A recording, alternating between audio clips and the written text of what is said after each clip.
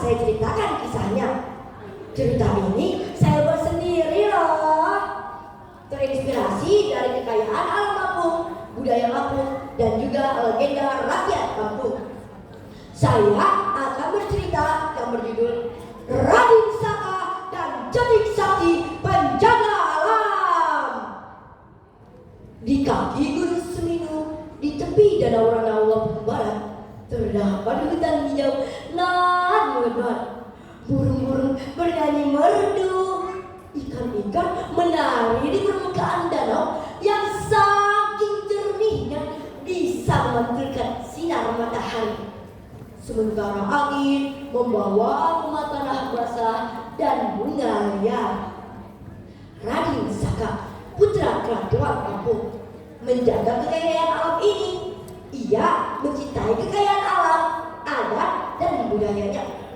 Setiap hari Raden Saka mengenakan pakaian khas Lampung yang sangat indah, dan juga ia gemar bermain gamelan, alat musik tradisional Lampung yang sekarang disebut oleh orang-orang dengan nama cetik.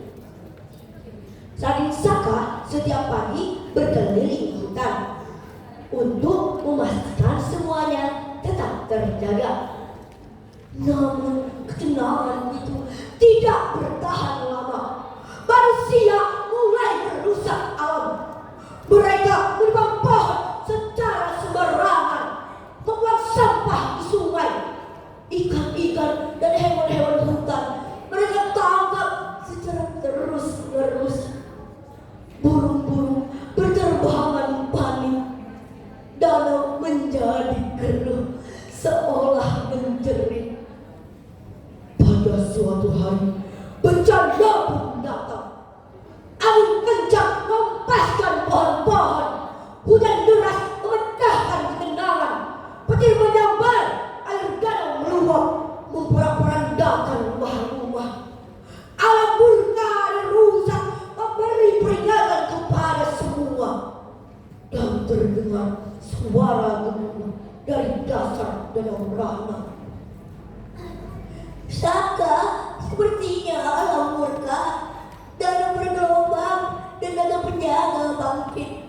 Menurut ayah, hanya engkaulah yang bisa menghentikannya. Tenanglah ayahanda, aku akan pergi ke danau Ranau untuk menenangkan naga dan menegakkan kedamaian. Doakan aku ayahanda. Raden Saka tiba saat sore menjelang. Ia berdiri di tepi danau Ranau sambil mendakwa para diri atau puisi Lampung. Gunung Seminu helau, himbau saya hujau, pok bumbu dendang, cagan tak jadi cadang. Ampai sinji ku rasa, sakit di Lampung dunia, danau Ranau say mulia, genta jadi bencana. Tiba-tiba seekor ular naga muncul dari dasar danau Ranau. Matanya merah menyala dan suaranya bergema menakutkan, menggetarkan jalan raya. Nah teman-teman, sampai di sini mau tahu nggak kelanjutan ceritanya? Penasaran? Saya lanjutkan ya.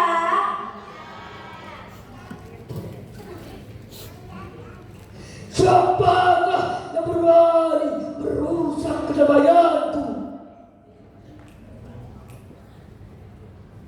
Aku adalah Raden Saka, putra kerajaan Lampung. Aku datang ke sini bukan untuk menentang, tapi untuk menegakkan kedamaian. Kedamaian apa yang kau maksud? Rakyatmu telah merusak alam ini, maka aku akan merusak kedamaian mereka. Naga menjadi murka. Ia menyemburkan api ke arah Raden Saka. Raden Saka hampir terbakar. Ia tendang mundur ke belakang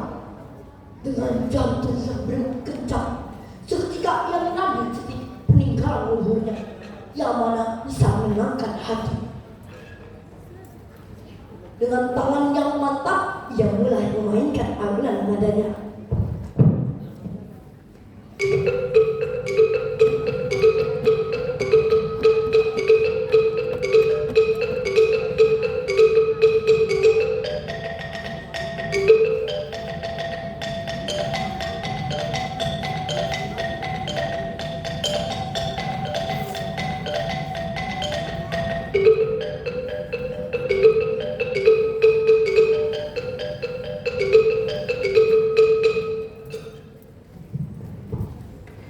Dengan alunan cetik yang indah dan keteguhan hati membuat naga terhenti.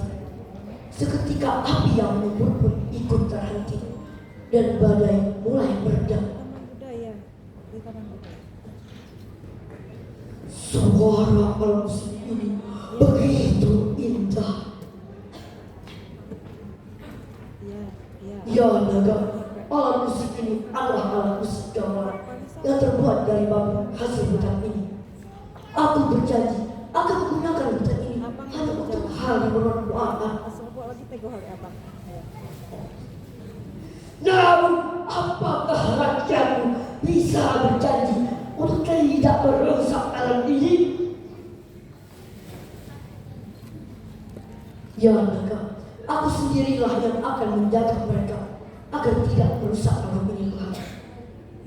Naga pun tersenyum dan mengangguk. Lalu ia kembali ke dasar danau Ranau. Akhirnya kerajaan Ranau selamat dan rakyat bersorak gembira. Raden Saka memainkan alunan nada cetik sebagai tanda bersukacita dan rakyat bertepuk tangan. Teman-teman, ayo kita juga bertepuk tangan seperti rakyat Raden Saka. Mau nggak? Mau ya? Raden Saka pun kembali memainkan alunan nadanya.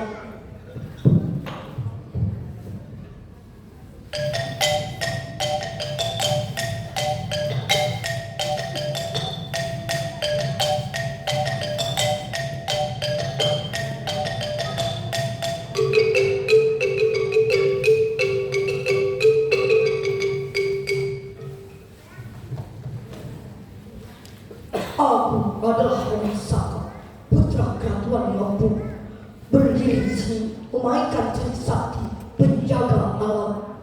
Alam adalah teman kita. Jika kita menjaganya, akan memberikan manfaat. Namun jika dirusak, maka akan mendatangkan bencana. Sampai di sini dulu ya cerita Rayyan. Mohon maaf atas segala kesalahan. Wassalamualaikum warahmatullahi wabarakatuh. Tadiku.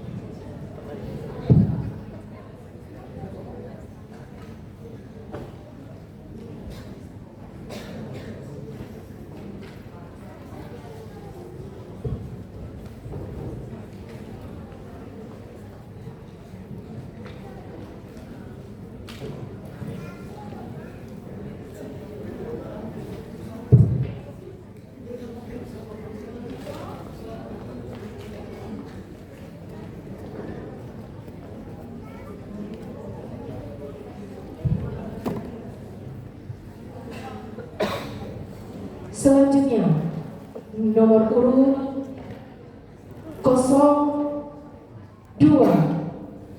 Selamat menyaksikan.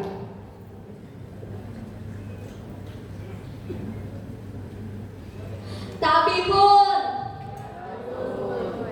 halo semuanya, perkenalkan nama saya Gisela Karanglajta dari Sekolah Dharma Bangsa. Hari ini saya ingin bercerita Sidang Belawang. Pada zaman dahulu, di daerah Lampung, hiduplah seorang raja yang memiliki 7 istri.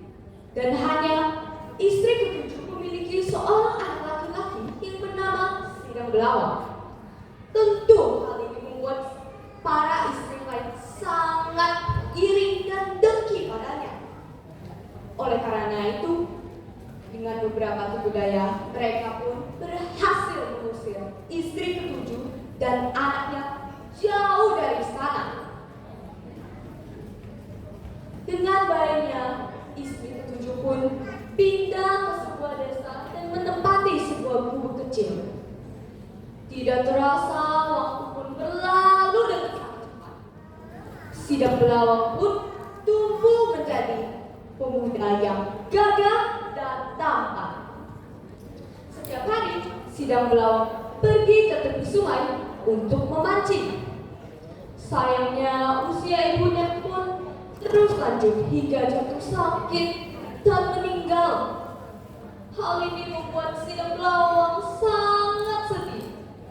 Untuk mengobati kesedihannya, Sidang Belawang selalu pergi ke tepi sungai untuk melamun. Sejak ibu meninggal, aku sangat kesepian. Saat Sidang Belawang sedang melamun, ia melihat sesuatu dari kejauhan.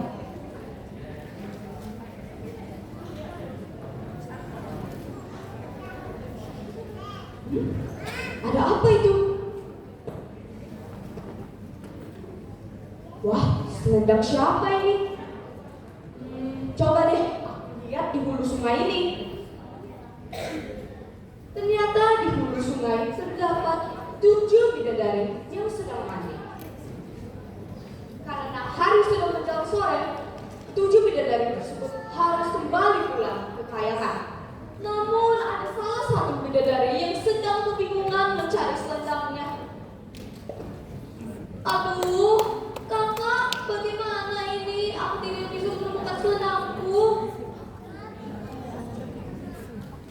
Aduh dek, kita juga nggak tahu dek, kita tidak melihatnya. Wah, aduh bagaimana nih? Aku bisa balik ke kayangan. Maafkan kami dek, kami tidak bisa membantumu. Kami harus segera pulang ke kayangan.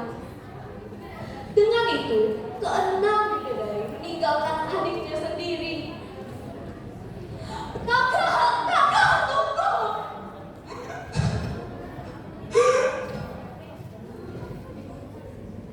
Karena melihat bidadari bungsu sendirian dan menangis, Sidang Belawang pun mendekatinya. Hai bidadari cantik, mengapa engkau sendiri tetap sedang menangis?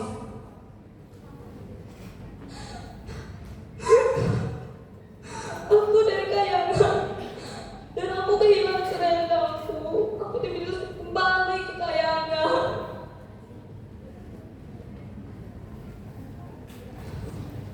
Namaku Sidang Belawang. Daripada kamu sendirian, lebih baik jika Anda mengikuti saya ke rumah. Baiklah, saya akan mengikuti Anda. Akhirnya, tidak lama kemudian, Sidang Belawang dan bidadari bungsu pun menikah. Mereka pun dikaruniai seorang bayi laki-laki. Namun, selama pernikahannya, Sidang Belawang merasa heran pada istrinya karena padi di lumbung tidak pernah berkurang. Pada suatu hari, bidadari bungsu ingin pergi ke pasar dan memesan dengan suaminya untuk tidak membuka tutup panci. Ketika bidadari bungsu pergi ke pasar, Sidang Belawang pun merasa penasaran.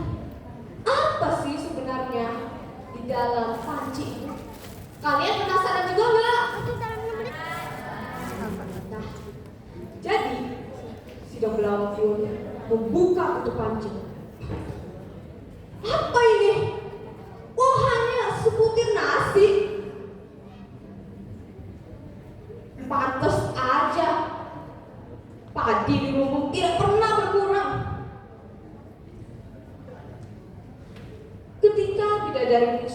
kembali ke rumah, ia segera memeriksa tutupan. Ia melihat bahwa sebutir beras yang ia telah masak tidak berubah menjadi sepanci nasi. Dan berarti sidang belawang telah melanggar perjanjian mereka. Itu membuatnya sangat kesal. Ternyata bidadari bungsu harus menggunakan kesaktiannya untuk menanak sebutir beras menjadi sepanci nasi. Namun, jika kesaktiannya diketahui oleh manusia biasa, kesaktiannya akan hilang. Maka sejak hari itu, bidadari bungsu harus menumpuk padi seperti manusia biasa. Pada suatu hari, ketika bidadari bungsu hendak mengambil padi di lumbung, ia melihat sesuatu. Ia melihat sebuah selendang yang berwarna emas di antara tumpukan padi. Apa ini? Sepertinya aku mengenalnya. Jangan-jangan ini selendangku. Sidang belawang, kamu yang menyembunyikan selendangku selama ini. Aku akan membawa anak kita ke kayangan. Dengan itu, bidadari bungsu pergi dengan anak yang gokayang. Sidang belawang pun merasa sedih karena ditinggal. Sidang belawang pun memikirkan sebuah cara untuk menyusun anak dan istrinya kembali. Dia pun mengambil seekor ayam jantan dan berdoa pada Tuhan. Ya Tuhan, jika keturunan hamba adalah orang yang sakti, ubahlah ayam jantan ini menjadi raja wali. Dengan itu, tiba-tiba ayam jantan berubah menjadi raja wali yang raksasa. Sidang belawang pun menaikinya dan terbang ke kayangan. Namun, saat melewati lautan api, ia jatuh dan meninggal. Raja wali tersebut pun menemui seorang ketua desa dan meminta tolongan agar sidang belawang hidup kembali dan sampai di kayangan. Dengan itu, sidang belawang pun hidup kembali dan ia bangun di kayangan. Di depan hadapannya ada 7 bidadari yang memiliki wajah yang sama seperti istrinya. Untuk mendapatkan anak dan istrinya kembali, ia harus melewati 3 ujian. Ujian yang pertama adalah sidang belawang harus memilih salah satu piring makanan yang tidak beracun dari 3 makanan yang tersedia. Saat ia ingin memilih salah satu piring, tiba-tiba ada datanglah ekor kucing yang memakan salah satu piring makanan dan kucing itu mati. Sidang belawang berhasil melewati ujian pertama. Ujian kedua, sidang belawang harus mengisi sebuah bak hingga penuh. Namun, bak itu berlubang. Setiap kali sidang belawang mengisinya selalu kembali kosong. Sidang belawang merasa putus asa. Namun, tiba-tiba ada segerombolan belut-belut yang menutupi lubang itu. Sehingga sidang belawang berhasil mengisi bak hingga penuh. Ujian yang terakhir adalah sidang belawang harus memilih salah satu dari tersebut yang ia yakini adalah istrinya. Lalu datanglah sekali lagi sebuah pertolongan dari seekor kunang-kunang. Sidang belawang, aku akan membantumu. Aku akan tinggal pada salah satu ratu bidadari, dan itu adalah istrimu. Lalu sidang belawang menunjuk pada salah satu bidadari yang telah dihadapi oleh kunang-kunang tersebut. Sidang belawang pun berhasil melewati semua ujian. Dengan itu, istri sidang belawang dan anaknya pulang ke bumi. Mereka pun hidup bahagia.